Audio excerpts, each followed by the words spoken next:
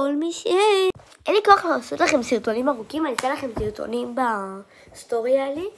אז יאללה, בואו נתחיל. חברים, פשוט פתחתי הכל פה. יאללה, אני אראה לכם הכל. יאללה, דבר ראשון, שהכי התלהבתי ממנו, זה התיק המוש הזה, שיש בו פשוט מלא מקום. וואו. אם אני אסתכלו גם את היופי שלו, את הפפיון, והבת שלו מושלם, זה עלה רק 60 שקל. תסתכלו כמה מקום. וואו, תחשבו שבמצלמה זה גדול, ופה זה עוד יותר גדול, אז תחשבו. וואו. אימא'לה, איזה תיק. אימא'לה. אני אעשה לכם גם חלק 2 אולי. יאללה, בואו נעבור לדבר הבא.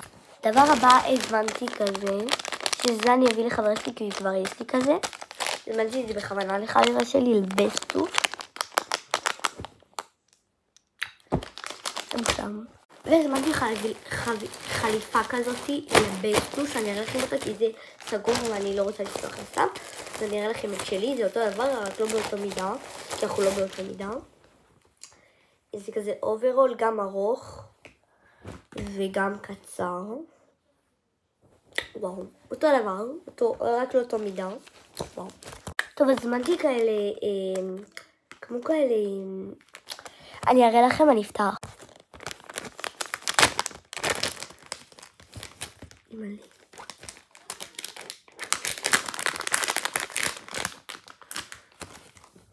הנה, הזמנתי כאלו, לטלפון כזה, להדביק. וואו, אימא'לה, זה מושלם.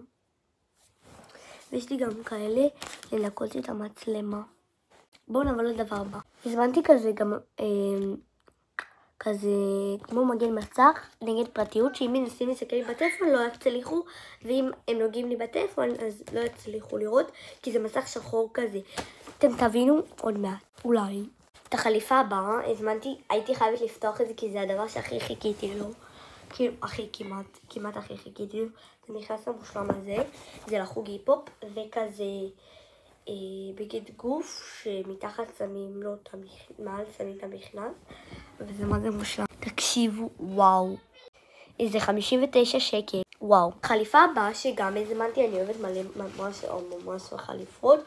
הזמנתי כמו כזה מכנס ארוך, שזה הגיע לי עם חולצה כזאת מושלמת, גופייה. טוב, יאללה, בואו לחלק 2.